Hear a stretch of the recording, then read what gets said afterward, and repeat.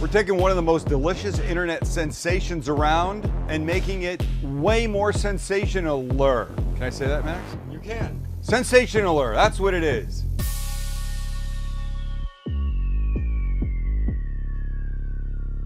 Pão de queijo, those little Brazilian cheese biscuits. Look, you have to have been under a rock not to have seen those going around. And I kept looking at them going, all right. So yeah, maybe one day I'll try them. So I tried them one night last week and I was like, holy effing S. They are very good and kind of addictive. But then the weird thing in my head that sometimes goes, but what if we did this to it? Did it? And I started thinking, you could get them at a Brazilian steak restaurant where they serve picanha with chimichurri on it. And I thought, wait a minute, let's use them as a vessel, as my friend Ken would say. We'll make the little biscuits, we'll cook a picanha, we'll make chimichurri, and then we'll open them up and we'll stuff them with beautiful, gorgeously, perfectly cooked, grilled picanha and drizzle a bunch of crazy garlicky, fantastic chimichurri on it. We'll stuff those in our mouths and eat like Brazilian fat kids at Carnival. That's what I'm saying. This is gonna be worth, just sit down, relax, and get yourself something. You're not gonna wanna move. Every second of this is gonna be fantastic. And if you haven't subscribed to this channel yet, then why not do it right now? I'm not going anywhere until everybody does that. Go ahead, I'll wait. How long do I wait? Yeah. All right, that's enough time. Let's get going. Here's the order. Cut the picanha, make the chimichurri, make the pão de queijo, get that in the oven, grill the picanha, put it together. Be happy as there you go, that's a picanha. And while it's popular in Brazil, Brazilian cows aren't the only ones with this. It's also known as a top sirloin cap, a culotte, a rump cap, sirloin cap roast. Look, it's just one of the greatest cuts. And I know you're looking at a lot of fat, and they cook it like that. I'll show you how we're gonna deal with it. But for now, we have to just clean it up a bit. You've seen us cook this on that Argentinian grill. You've seen us smoke this. You've seen me cook this whole thing on the grill behind me. But today we're gonna cook a piece of this like a steak. But let's address the bottom first. So you see this fat? I don't really want. If I left it, it wouldn't be the worst thing in the world. But what I really don't want, stand by, is this. This is called silver skin, and that's not doing anybody any favors because that does not render. This kind of fat will render, but that, no. What do you mean by render? Oh, sorry. Thank you, Max. Thank you, boy in the back. Render means it'll basically melt and get softer and you can eat it. This just stays. See that it's like duct tape kind of, that stringiness. It's always gonna be like that. So just pull this tight and go along like this. Your knife at a little bit of an angle, and that's what happens. This is bullshit.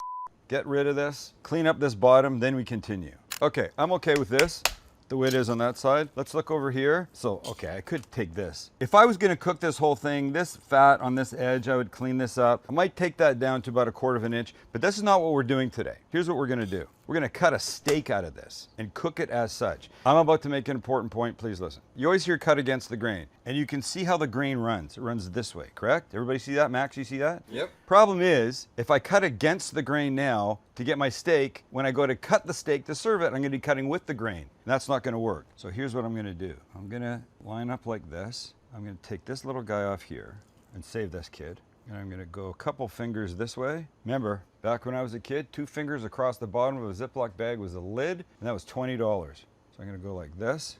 Can you imagine $20 for weed? I can. Here's our steak. These guys will come back another day here.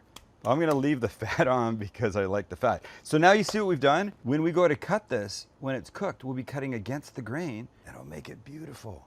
Okay, I'm gonna do one thing. All I'm gonna do is season it with some salt. That's it. The Brazilians use big ass chunky rock salt. I'm using Malden salt, this big flaky stuff. So we're gonna give this a good coating and leave it. You could easily do this the night before if you wanted. Put this in the fridge uncovered. You'd basically be dry brining it that way. It's fine, we don't have to do that. If I had more time, we could, but I wanna eat this now, so never mind. This goes off to the side, this comes back another day. Let's make the chimichurri.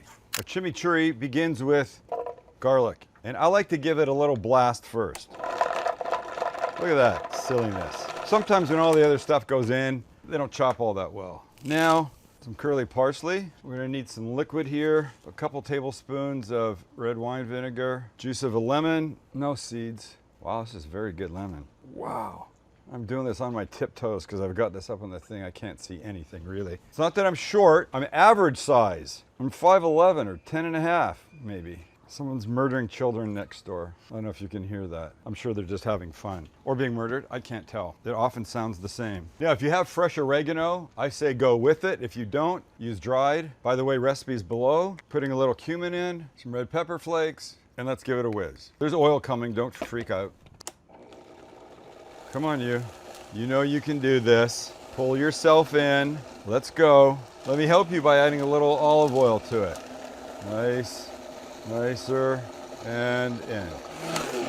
Oh, can you smell that? That is magical. The garlic, the vinegar, everything. Look at this, how magical this is. Well, it's gonna be in those little rolls with the picanha. Okay, speaking of the little rolls, let's make that batter now. This guy begins very simply with some milk. Recipes below. Did I already say that? Already said that. Olive oil, pinch of salt, and an egg. Give this a blitz. Right. Next, the only weird ingredient is tapioca starch. Can't really substitute anything else, needs to be this. Easily purchased from most supermarkets, absolutely on Amazon, and I'm sure Instacart will deliver it for you. By the way, when I say that, I have this sneaking suspicion that Max works for Instacart and gets commission because every time I need something, he goes, I'll get off Instacart, I'll be here in 10 minutes. So in goes the tapioca starch, and this gets a whiz. Great. If there's some tapioca starch stuck, you can just knock it down. But we're adding cheese now. Remember, these are cheese rolls. And at this point, you need about 1.25 cups of any cheese. This is smoked Gouda because I just had some from the July 4th video we did. Here's some sharp cheddar. And I'm a fan of some Parm, so let's give this a little. We probably have enough cheese with the others, but this is never gonna hurt. So that's the regular recipe. I'm now gonna jack it up by putting in some green onion because I can, a little squeeze of garlic because garlic cheese bread, everybody knows, is fantastic, and a little smoked paprika. And I can hear the Brazilians screaming, what have I done? This is terrible. It's a travesty. Yeah? It's only a travesty until you have it. Then it's the best thing ever. Mix. Done. When you mix it up well, let's get it in our muffin tins. There you go. Mini muffin tin, 24, not 12. And I put the batter in here because I find it easier. So there you go, 3/4 of the way. Just do them all. And last but not least, an unnecessary step, just a little bit more cheese on top, because why not? Because it's gonna make them beautiful. I'm telling you, the addition of the green onion, the garlic, the smoked paprika should make me an honorary Brazilian. I don't know how you say, that man really had a good idea there in Portuguese, but this man had a really good idea there. Okay, my oven's at 400. These guys are going in for 20 minutes. And in that same 20 minutes, we're cooking our picanha steak. And on we go. My goal, as always, will be not to F it up. I'm aiming for 125 when I pull it off. I'll let it rest. It'll go up 5-6 degrees. Should be a beautiful medium rare. And I will turn it a lot because that's what I like to do. Maybe a minute aside. I even get it on the fat cap. Try and get some of that fat rendered. Little flame, so let's go up here. And we're back. Just keep that system and you'll be in fine shape. And use an instant read thermometer. There's no reason to guess. Let's try and stand him on his fat cap. They don't always want to cooperate. I don't want the flame. There you go, good boy. Thank you. Thank you very much. Thank you very much. The Brits say, "Ta very much." Thank you. And let's not forget this side. While this is cooking, let's check on the pound de queijo because it's about 3/4 of the way through and I bet they're starting to look pretty. You wanna know what? It's ready. Let's take it off and check the biscuits. And that is what 20 minutes at 400 degrees looks like. Look at these guys. Look at them. I love them. They're so light. Oh, and so cheesy. Does anybody want, can I give you guys one to share just like this? Yes. Okay. Please. Look, do you see that? Do you see that inner cheesy? Oh. Okay, so I've had them. I know what's coming. I want you guys just to taste. Okay, already insane, right? So good. So good, right? Great texture. Yeah. Insane. Great texture. I'm telling you, green onion, smoked paprika, little garlic. That's the way to go. All right, but wait, don't stop there because now we have this. This beautiful little picanha. Let's see how we've done here. Yeah, we did great. And see, now while I'm cutting it, now I'm against the grain. You see the grain easily runs this way. But what I'm thinking of doing is this. So I think what we have here, I could let this rest another couple minutes if I wanted.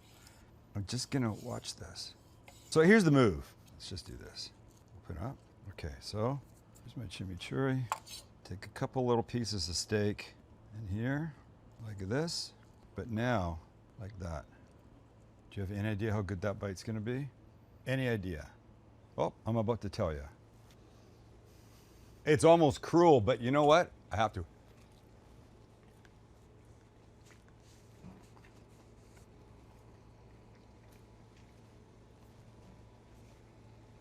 Okay, it's legitimately fucked up in the best way possible. This will now be my new appetizer. Do the steak in advance. Dude, cook it in the morning. Cook it the day before. Don't overcook it. Just get it to room temperature. You don't want to put in these little delicious cheesy parcels ice cold. But then you're just making the little biscuits and the chimichurri. You could do that 3 days before. Here's the thing about picanha.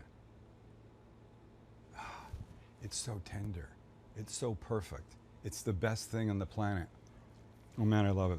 All right, thanks for hanging out. I really want you to try this. I want you to try this and then leave a comment, please. I have to know if you think it's as good as we think it is, because we think it is freaking spectacular. Tonight is